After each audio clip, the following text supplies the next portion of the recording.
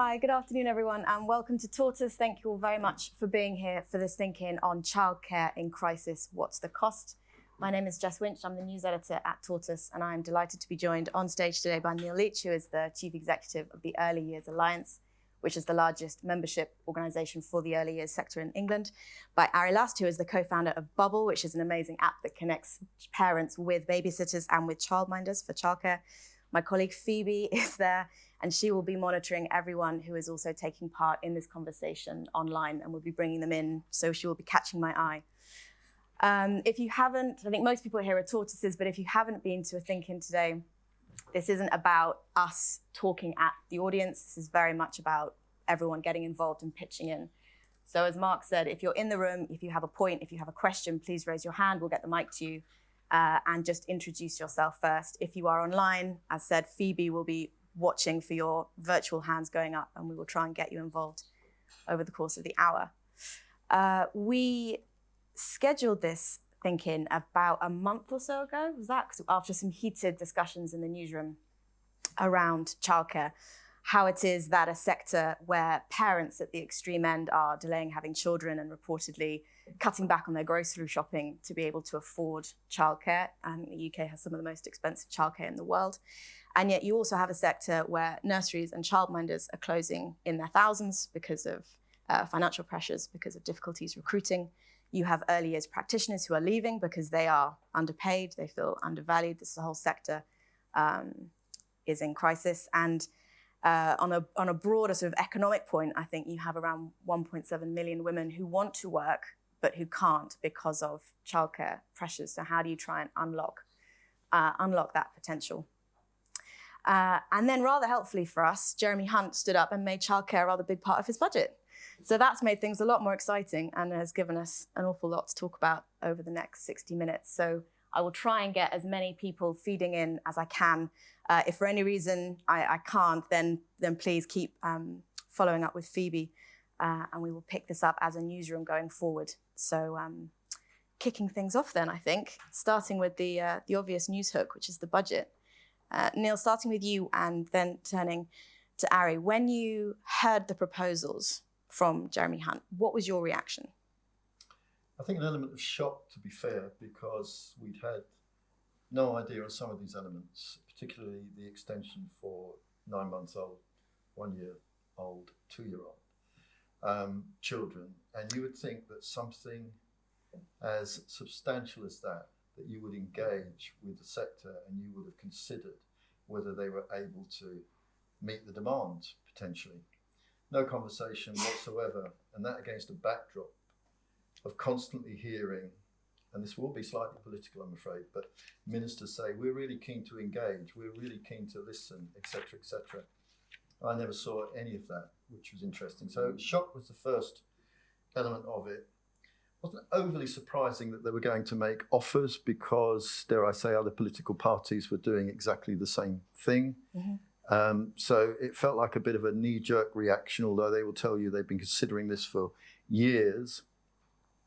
But it is interesting that we've had this announcement at a point in time where, dare I say, polls are quite low. There's a pending election. And so I use the word appeasement.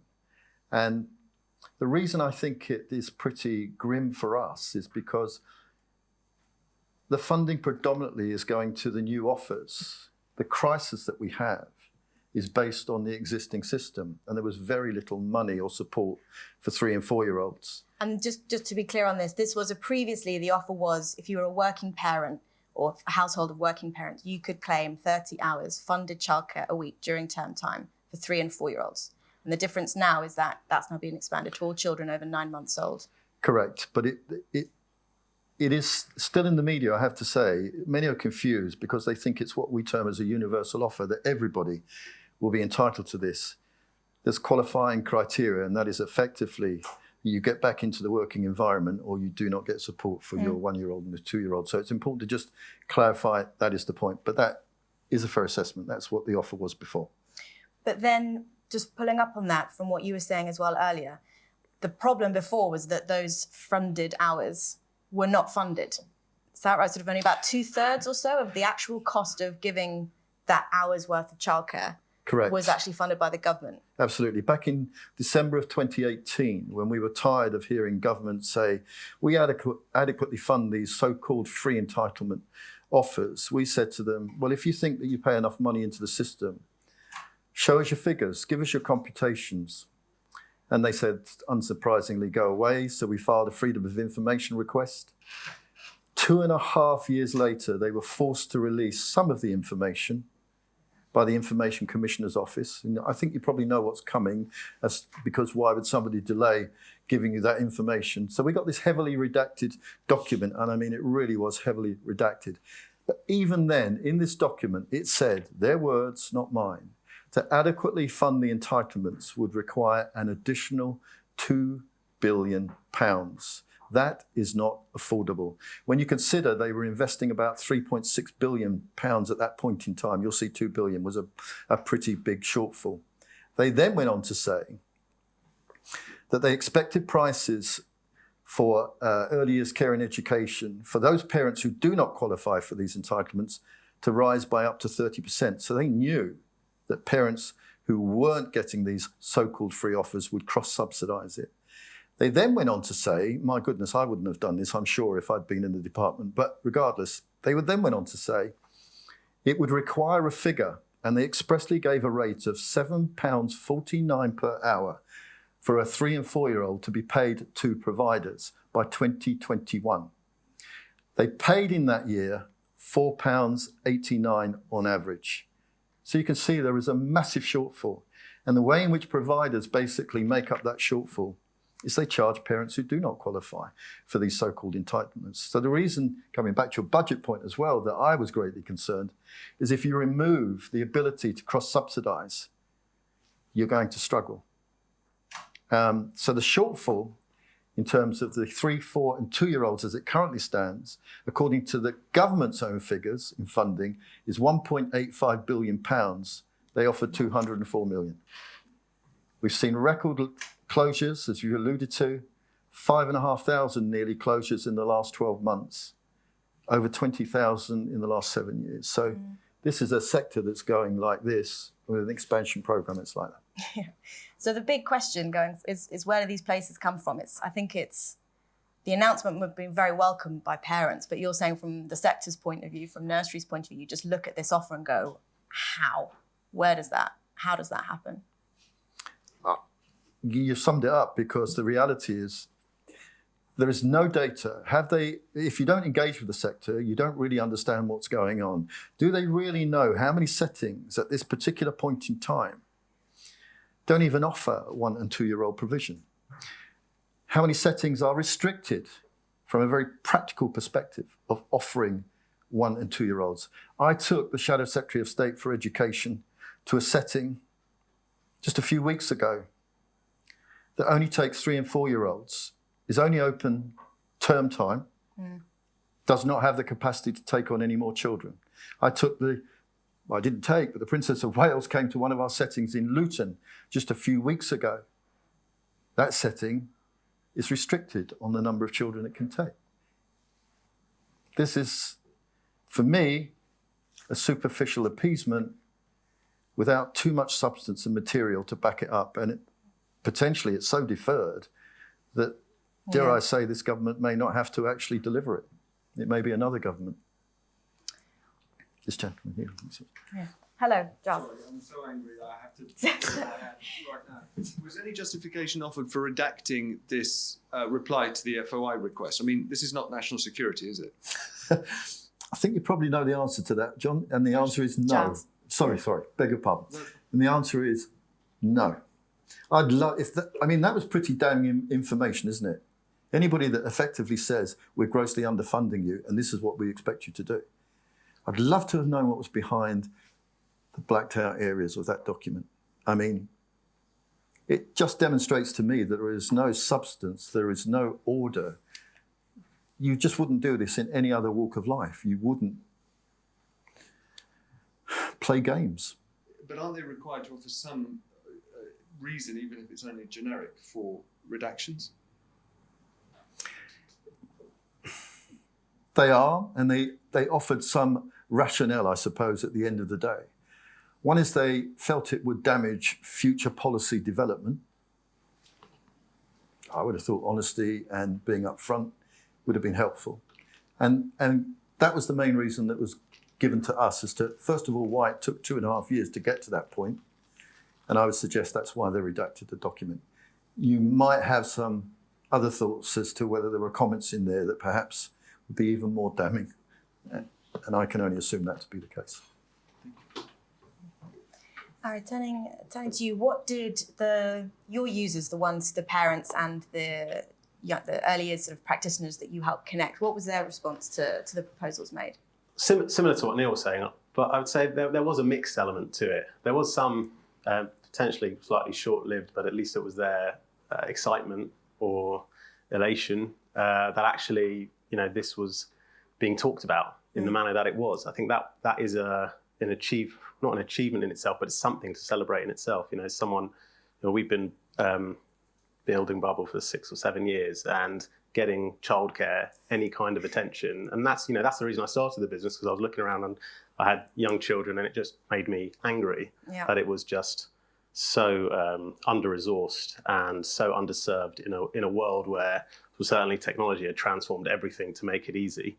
But childcare, seemingly, 30% of a parent's disposable income, without question, the biggest issue that parents face and worry about every day. The solutions to it were just shocking. So having Jeremy Hunt, clearly, and it was a very long budget, and it was a big build-up until that big moment where childcare was, in a way, the star of the show, was something good. But at the same time, for all the reasons Neil's mentioned, there's a huge lack of detail and even substance to how this is going to be delivered. I mean, in some respect, there are subsidies, and one of the key areas we're focused on particularly is access, and flexibility of that access, because there are certain subsidies that are not being used today. Take tax-free childcare, which, this data shows is about 2.7 billion of underspend between 2018 and 2021. I'm sure there are lots of other reasons for that, etc. But fundamentally, you have government subsidy to fund the childcare, £2,000 a year, that is not being used by people, right? So all the talk about more funding, and absolutely more funding is needed without question, but there's also pots of funding that isn't being used because the process of getting your hands on it as a parent and where you can spend it and how you can spend it is not fit for purpose and isn't working. So as well as additional funding and the question of how actually providers are going to satisfy that demand is a really, really key question. But fundamentally, I think the questions need to be asked about how are we going to make it easier and more flexible for parents to make use of that funding, because it's insane when you hear about the horror stories in the UK about the cost of childcare and the struggles people go through, that there's 2.7 billion underspend. And you worry a little bit in a way that is underspend a good thing, for governments, right? Because it allows you to kind of roll out policies which make you look fantastic, but actually there's a benefit there if it's not actually utilised, which is a concern. So we are really focused, and we really believe, looking at us specifically. So we do in-home flexible childcare. A lot of it is daytime. A lot of it is being used by working parents. And what we've been seeing for years is, what we offer is quite unique in that if you're a freelance worker or a flexible worker or a shift worker, often low income, and you work after the hours of 6 and you need someone for 2 to 3 hours, you go on our app and you find someone fantastic, by the way, teachers, nurses, many other professions on there.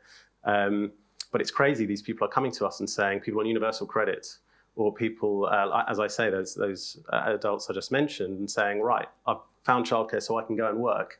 I can't use my government allowance for it because the way that the legislation has been written is 2006, that you need to be via an Ofsted registered provider, which without doubt, safeguarding, trust, safety is the most important thing. There is no corners to be cut there.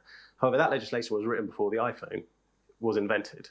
How people do work, and both from a provider perspective and from a parent perspective, has changed like immeasurably since then. And parents are being told, we're going to give you this pot of money, but we're only going to let you spend it in certain ways, which isn't flexible enough for how they work. And there is solutions out there that actually raise standards, raise safety, but actually increase flexibility. And it's absolutely crucial that parents not just get promised more money, but they're able to access it how they want to. Otherwise, it's fairly pointless. Yeah. And I think the other element there that you must find too is that the funding that's been announced obviously only goes to working parents. Yeah. So if you are, for example, a trainee nurse, this doesn't apply to you. Is that right? You can't claim it. Yeah, and that's a really interesting. So what do you do? Yeah, that's like an interesting, not a moral debate as such, but it's very geared towards getting people back into work. But what if you fall out of that? Should you not get any childcare support? What if you want to stay at home and look after your children for a little bit? And again, there's all kinds of competing studies which talk about which is better, and I'm definitely not going to pass judgment on any of that. Nor should I. But we believe if parents need support, and they should be given that support, and they should be given more autonomy and more flexibility, obviously within a framework which ensures standards, as opposed to over the top regulation that actually dictates it in a way where a lot of them can't actually make use of it. We don't think that's kind of fitting for the modern age. Sorry, so Louise O'Hare's put her virtual hand up, who's from the Post-Pandemic Childcare Coalition. If we can come to Louise on that point. I'll give it a second. Yeah. What's been the chat so far online? Not much in the chat, but Louise has made a point about the universality of and the costs of that. So it would be good to come to her on that point. She's on mute. Okay, if we hold on Louise 1 second. Brett is in the room. Hi. Oh no, she's here. We've got a. Sorry, Brett, I will come to you next. Can we get a microphone? Hi, Louise. Hi, Louise. Is that? Hi. So I suppose I can say that obviously flexibility is important, but I think that it's the cost that largely stops people who need flexible hours from accessing childcare. And I think the really important thing to think about for all the problems there are with Ofsted, that if you start saying with what's happening with the plans, you've got this deregulation, you've got childcare ratios being increased, and you've got this push towards it just being thought of as childcare, when childcare is always early years education. So the government is shifting, the whole rhetoric is getting women back into work. And it's not about increasing an investment in early years education, even though, of course, childcare is always that. And that's all those Ofsted registered providers do the early years foundation framework. And so actually what we're seeing here is a shift from when back when they first did entitlements, it was 15 hours and it was universal, or it was 15 hours and it was targeted towards children who would most benefit from extra early education, for lower income children, and now we had in 2017 the 30 hours, which was just for working parents. And at the time, the Sutton Trust said, this is giving more private education to the parents of relatively wealthier or better off the children of better off parents. So I'm a parent of a 1-year-old, so I'm supposed to be really grateful about this rollout. If it happens, I should, maybe I'll save some money. If the rest the top-up costs don't get up, I will save some money for about 6 months. But I just think, it's a means-tested benefit that's going to go to families that with relatively higher incomes, not high, and then they're actually going to be reducing the quality of what's going on. And meanwhile, I'm paying. I don't like saying the percentage of my income, but it's because actually I share my parenting. So, and I always feel like it's focused on what the woman earns and the percentage of hers, if she's the one who should be doing the childcare instead. But about 20% of my budget goes on of our family goes on childcare. So it's major. But at the same time, the early years workforce, who are also mainly women, 45% are relying on benefits to supplement their income. So, and that's what needs to be addressed. We've had this underfunding, as Neil's described, that's just, is actually the underfunding is all falling. It's falling on women, yes, in both sense. And I think that, you know, we've seen this polarization this week where the government's announced this apparent revolution, which is nothing of the sort. And it's quite strange. I feel like I'm just talking into emptiness here. So I guess, I feel like the government's kind of divided and conquered a bit, or is trying to. And I suppose I'd quite like to hear from Neil about the way the sector has changed with the funding of the entitlements, and what you know, in terms of reform, like, do we want to just pour more money into like the market for early years childcare, or do we want to consider other ways of funding it that are more democratic? And what does he think, you know, in terms of what appetite do you think he think there is within the sector for that? Because at the moment, obviously, this government funding is like that, you know, the ridiculous energy price guarantee. The government is paying a bit of the bills, and for-profit companies are benefiting. And there are amazing nurseries that are not for profit, that are just trying to get by, that have been, you know, running for years. They're just like, you know, we haven't had like public childcare rolled out in any real way. So, you know, they've been doing that work, but there are also lots of nursery chains that are making money for shareholders. Thank you. You're not talking into a void. We all heard you. Thank you so much for that. Neil, do you want to respond? Gosh, there's some pretty tough questions in all of that. What I would say is that the point about the shift from care and education, it was really interesting in the budget. I don't recall hearing anything that was about what's in the best interest of a child. Yeah. And what we are in danger of is turning children into commodities. They are statistics on a balance sheet, rather than people that we should be creating good lives for. I want children to be kind. I'd like to sit next to the person next to me who's a kind person. I don't care whether they are a banker or whatever it happens to be. I just want people to care for our planet. The rest will follow.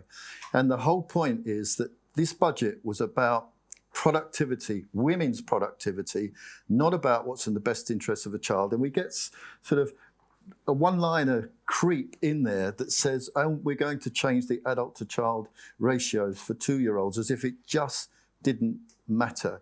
So I'm completely with you when it comes to that we're losing touch of what early years should be about. I don't use the term childcare. We don't in our organisation. It is early education and care. If you're educating a child, it's intrinsic that basically care is part of it. But I realise it's a common term, so I slip up every now and again, but it's education and care. This budget was not about that, full stop.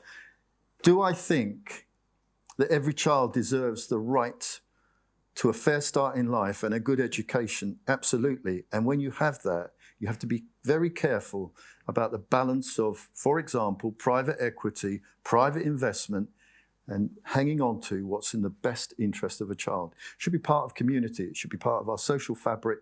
That's what other countries do. They value it. And just can I say on the tax-free childcare, one of the big barriers on that is that you have to put up 80% of the money yourself before you get the 20% back from government. Who does that appeal to? Not families in deprivation. Families that have cash flow. We operate, as well as representing 14,000 nurseries, preschools and childminders. We also run 60 settings ourselves, all in areas of deprivation, where frankly nobody in their right mind from a fiscal perspective would want to operate. But the return on human capital investment is fantastic. This time 4 years ago, we operated 132. So the whole point about which part of the sector are you destroying with some of these policies, I'm pretty sure it's rural communities, areas of deprivation, and dare I say, and I come from a banking sector, the haves will continue to have, and the have-nots will just sink even further down the line. This is about a child's education, not about propping up a particular part of the economy. Thank you. I'm just going to... So I'm just going to say that Dan Pascoe's put his hand up and was nodding along quite a lot to that. So we'll come to Dan in a second, but let's go. So can I turn to Brett while we line Dan up to speak? Hello. Thanks. My name is Brett Wigders. I run Tiny, which is the largest child minding agency in the country. And I used to run Teach First for 15 years.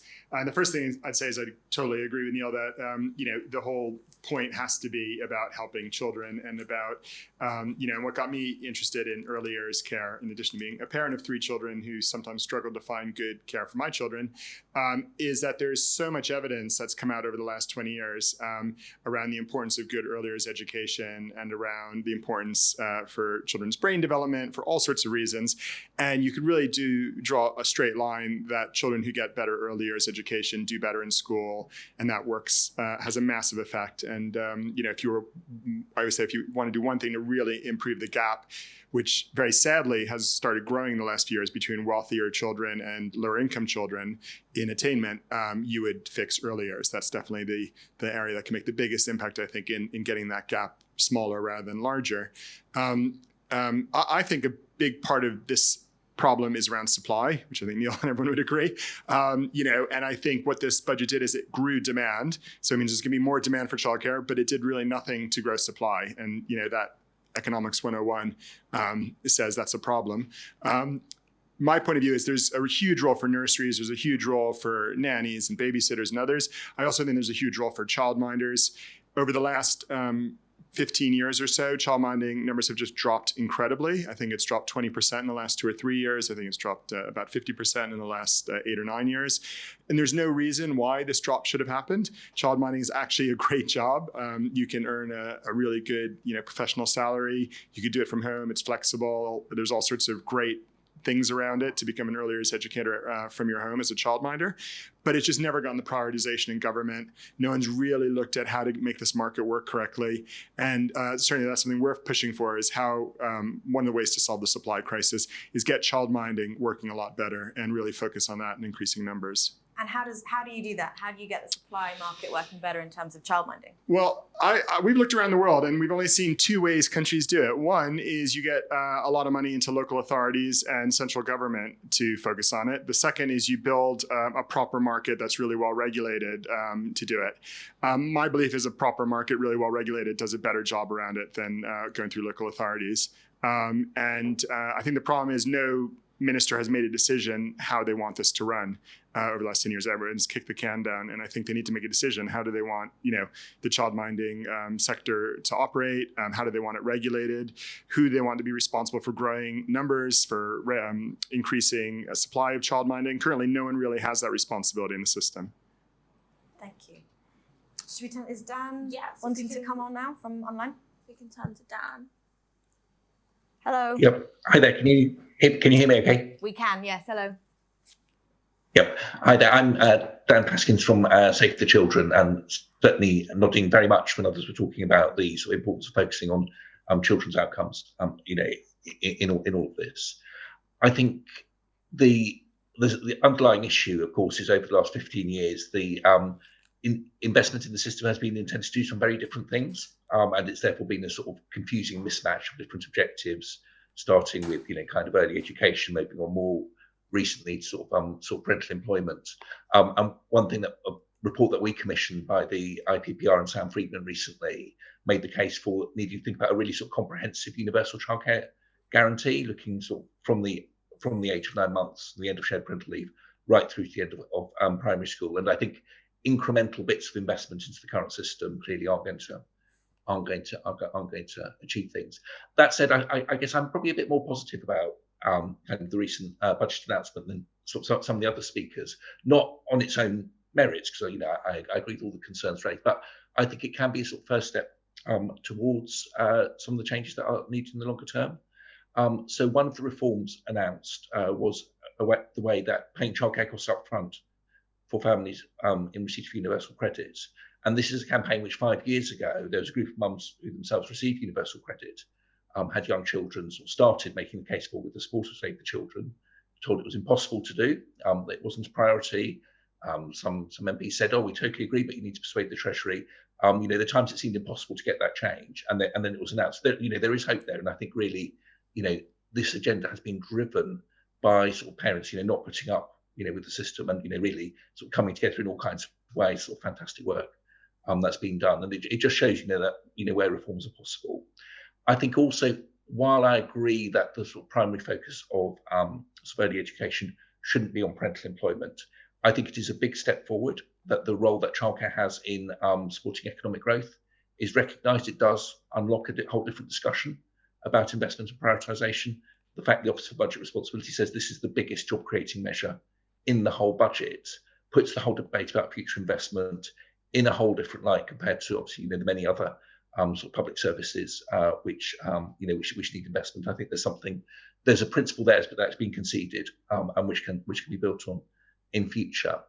And I think that if there had been a hope that just by announcing this money it would make this issue go away politically, I think it's done the opposite. I think it's raised the salience of it, and it's the sort of first step. I think all main parties will have to come back with sort of further proposals to fix the funding gap that Neil mentioned, and to bring forward, I guess, sort of things that combine both investment and reform. Because as other speakers have said, putting more and more money into this current system, with more and more money than going out into private equity, into debt servicing, into profit, still not delivering. That can't be the answer. So more investment is needed, but alongside the reform, the sort of broadening of different kinds of supply, the growth of multi-site not-for-profit childcare provision, the growth of provision of sort of childcare early education attached to primary schools.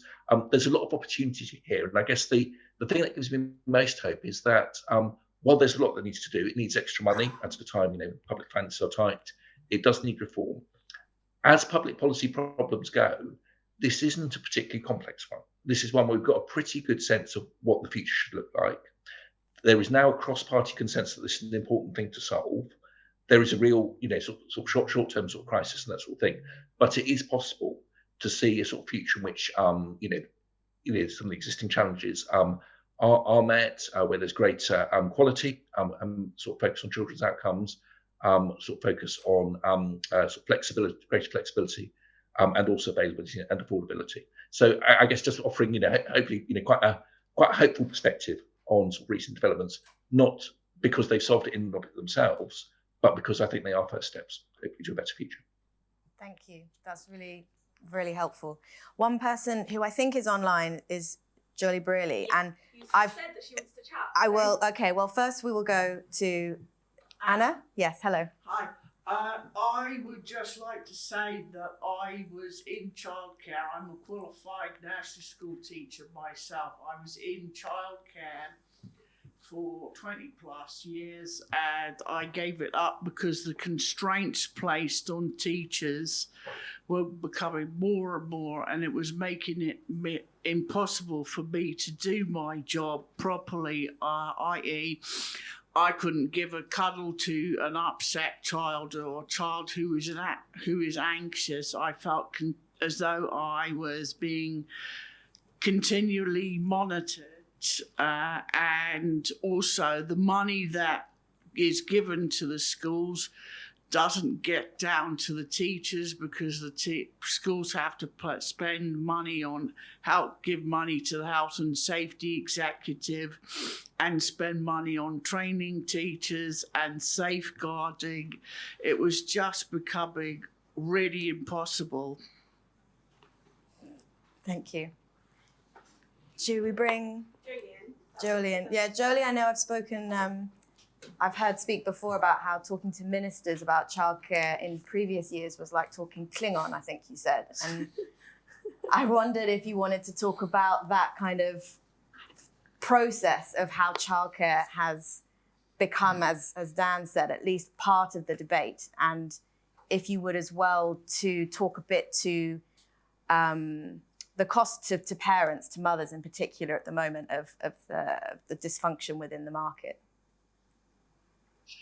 Yeah, sure, happy to. So yeah, I've been talking about childcare for a long time as part of Pregnant Then Screwed, and as you just said, the conversations we would have even 2 or 3 years ago, they would look at you like you had two heads. They'd just be like, that's just not interesting to me. We have no interest in talking about childcare. So to go from that to it being the most significant element of the Chancellor's budget for us was really exciting. And of course, I fully always completely agree with Neil. He knows that, and he articulates the issues very, very well. And I get that there's an enormous staffing crisis in childcare that really needs to be fixed, that the funding rates are nowhere near what they should be. But still, to us, that was a really big moment. And we feel that the only way is up from here. And if the government don't get this right, if they don't fulfill certainly that first stage of the pledge, which is due to happen in April 2023 for 2-year-olds, it's political suicide. You know, that it's just before the election. If they screw it up, that is perfect fodder for Labour to say you couldn't even implement the first stage of your major plan. The only way they will fulfill it is if they manage to bridge this staffing crisis and if they manage to deal with the supply issues. So the pressure really is on them now to get this right. Not only that, but we expected this to be the battleground in the next election. The fact that it's happened before the next election means that by the time manifestos are being written, both Labour and the Conservatives are going to have to go further. You know, Labour are going to have to top this. They're going to have to come out with a better plan. Conservatives are going to have to top their own plan. So we really feel quite energised by the fact that this is the first step. And yes, this isn't centering babies and this isn't centering quality. It is definitely centering working parents, predominantly mothers.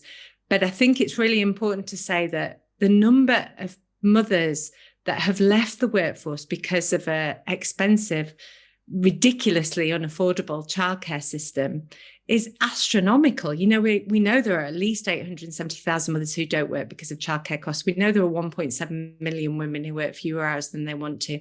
And it is a key cause of poverty, child poverty in this country. And that enabling parents to work and get the money in the bank so that they can survive and thrive is good for babies as well. So yes, there's a lot to do on quality to get this right. But at the same time, if the government can fulfill the pledges that they've made, there will be enormous benefits to families across the UK. And we were talking a bit about nurseries being private businesses, and I absolutely agree with all of that. 70% of providers in this country are private businesses.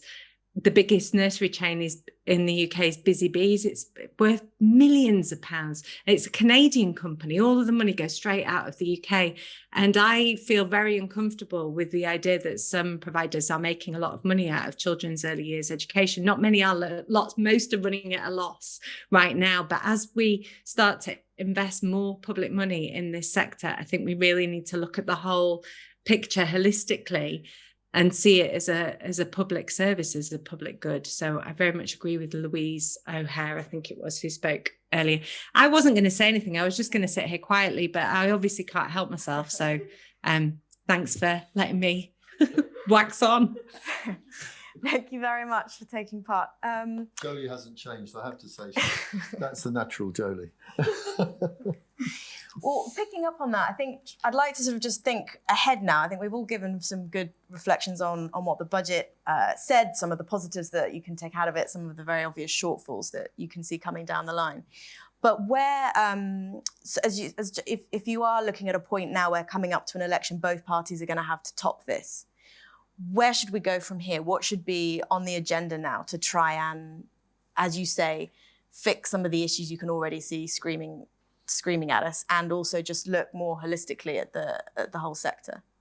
I think you start with, well, obviously you have to have a strong infrastructure in place to deliver anything, and the infrastructure is the people that work within it. And we are viewed, we don't refer to practitioners, we refer to educators.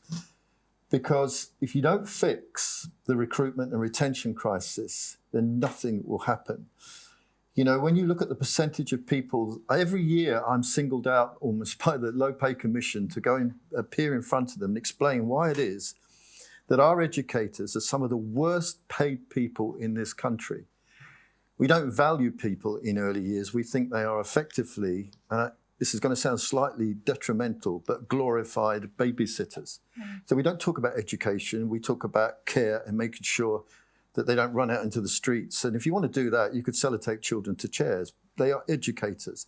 So until you get professional development, until you get these people who feel like they are professionals, you will not change a single thing. And there was nothing in the budget that looked to actually lift the esteem, lift the profession. We did an analysis of around 1,500 respondents in terms of why people leave the sector, etc. 77% of people who were contemplating or had left the sector said they left because they felt undervalued. 72% left because they felt exhausted. Only 57% said that they were leaving because of money. But yet when you come to money, as somebody alluded to, I think it's pretty appalling that 45% of the people that work in the early years sector are having to claim benefits, tax credits. So Louise said that. So that's one. Secondly, if you look at the ability to obtain a mortgage, for example, the average property price across the country in February was about 294,000. You have to have 5 early years educators living in a house together so that they can basically buy and combining all their income so they can buy the average house across the country. If you're a refuge collector, and this is not about degrading anybody who's in the area, you only have to have 3 people. If you're a post person, you only have to have 2.5 people. That's where we place early education. So until you recognize that this is a profession, it's hard to see that anything will change. And education does not start when a child walks through the school gates. And that's what we think happens in this country. So your big focus for the next step will be to focus on the practitioners, not just in terms of pay, but in terms of how they are valued and the rhetoric around how they are valued. It would be treat them as if they are teachers, and they are teachers. Treat them as if they are shaping our future generations. We can't find a few billion for the early years sector, but we can find between 80 and 100 billion for a rail link that's been over budget since its conception. Now, which one to you is more valuable? The lives of children? We don't say that. Sorry, so Jonathan Broadbury's put up his hand from the National Day Nursery Association. Great. We'll just give him a second. Yes, let's go. Jonathan lined up. Ari, can I just come to you and ask the same question in terms of next steps, what you think should be, what you would like to see in the next sort of 6 to 12 months ahead of election? Yeah, look, I think nothing should be off the table. I think Daniel on the call said it earlier, piecemeal reform of a clearly broken sector is very, very difficult to do. And I'm sure Labour will be looking at how, because they're going to need to top what's come out, right? Like wholesale reform. I think a couple of things on our side, as Neil said, the obvious thing is fund it properly. If you're going to make promises on the demand side, the sums need to add up. Yeah.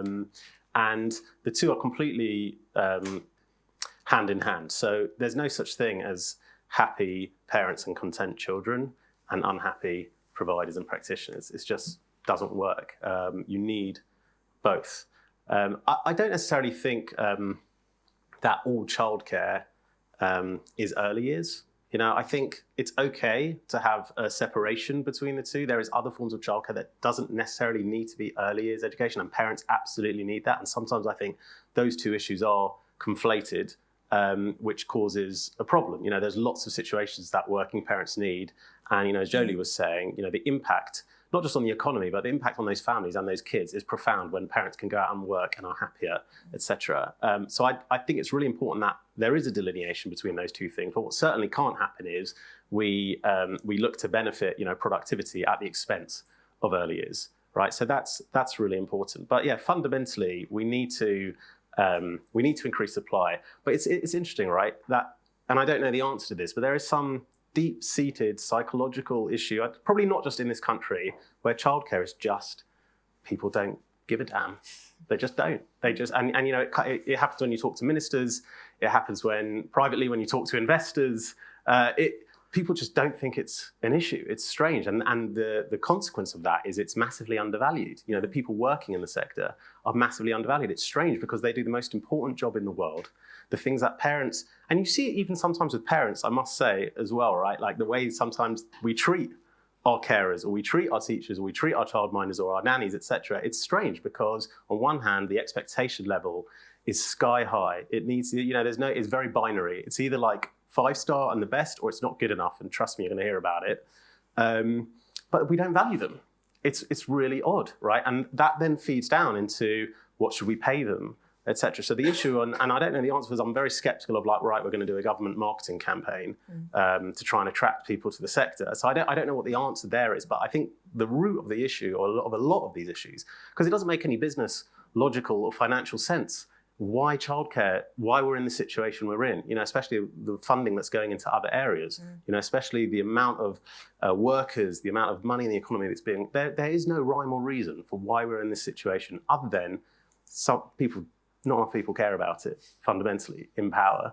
Now, hopefully that's changing, but until we tackle that issue, it's hard to properly solve it, I think. Can I just say that's why we don't use the word care, childcare? Because it seems to me, in this country, if anything has the word care attached to it, it's a very good reason to pay low salaries.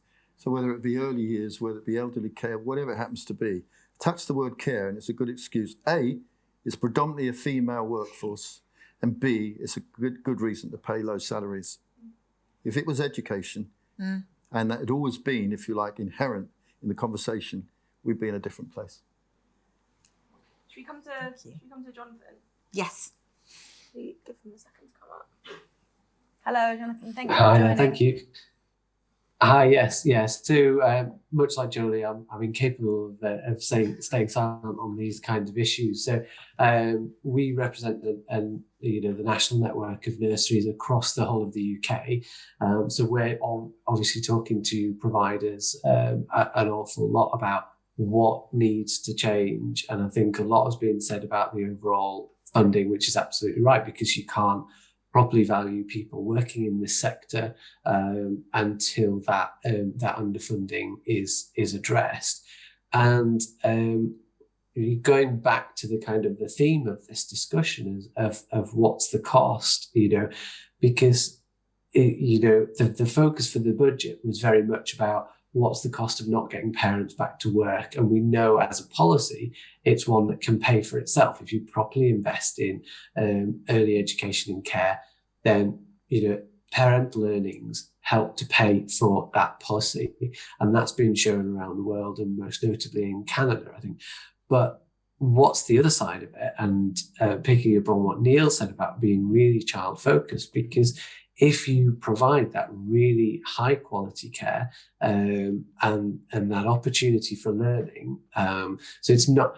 I often hear people say, "Well, we need to distinguish between sitting children down and teaching them," whereas what we're talking about in early years is every single thing that a child does is a learning opportunity. When they're playing, when they're interacting with peers, when they're interacting with those crucial adults who are working with them, everything is a learning opportunity.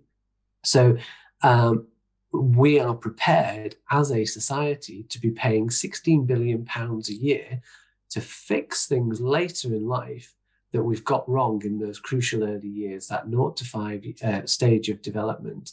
And the Princess of Wales Royal Foundation work has been really crucial on this in terms of highlighting that 1 in 5 people don't know just what a difference getting it right in the first 5 years can truly make. So I think I agree with points that Jolie's made and Dan about this is putting it front and center. So there's a very high risk for governments not getting this right now. By no means the funding isn't right. The system by which funding is delivered to providers, by which parents access those benefits, that isn't right. That leads to billions of pounds underspent. That leads to millions of pounds sitting in different budgets and not getting fully utilised.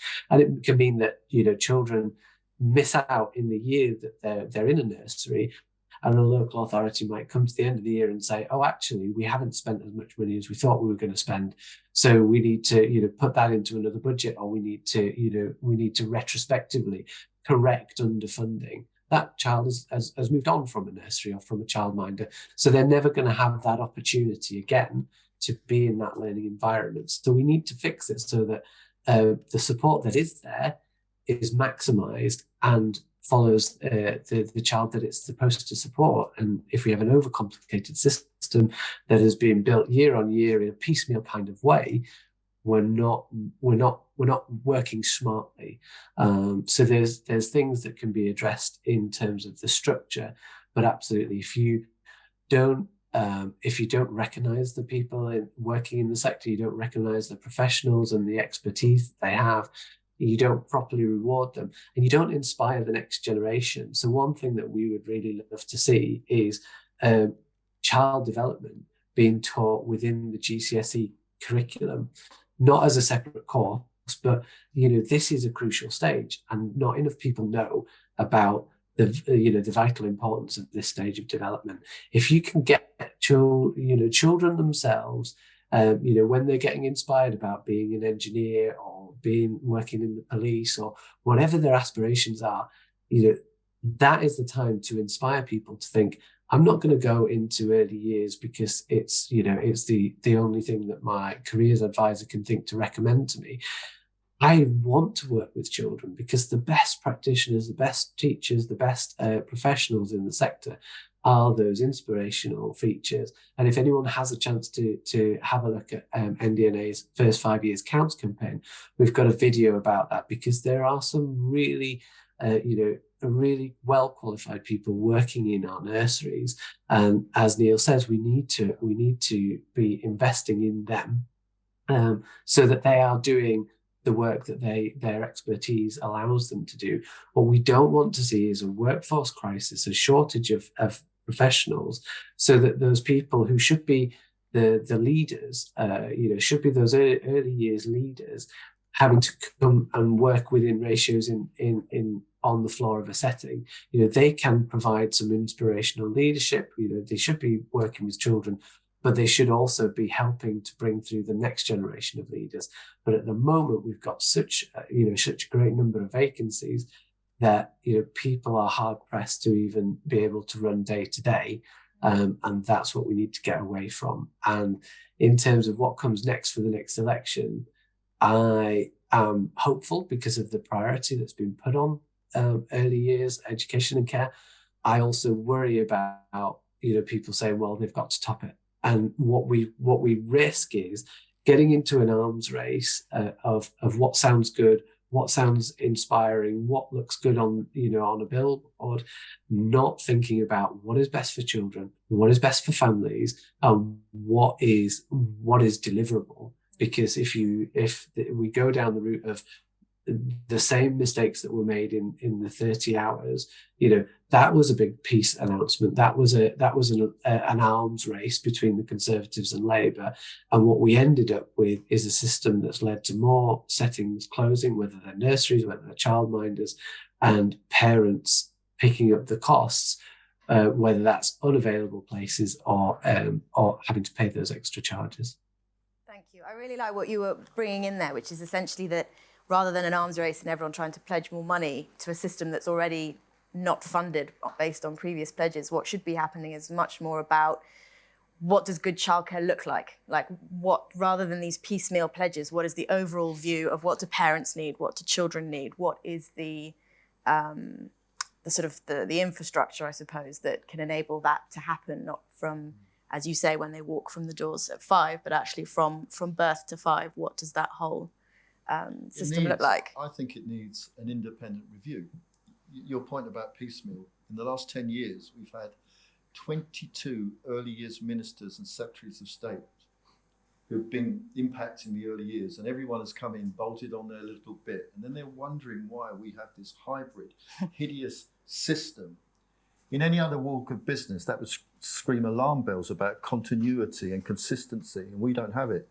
So I think it needs to be taken. We need to take a step back, have an independent review, and ask what is really best for parents. Because you know what? Not every parent does want to go back to work when their child is 9 months old. I was asked by Sir Terry Leahy a while ago when he was the chairman of Tesco's to speak at a conference of Tesco's. And I said to him, what about it? He said, well, can you come and talk about how we can get mums back to work as soon as possible? And I said, well, I'll talk about it, but let me talk to parents. Let me talk to some of your people that have returned and some are on maternity leave. I will tell you the vast majority of people that I talked to said, we don't really want to come back.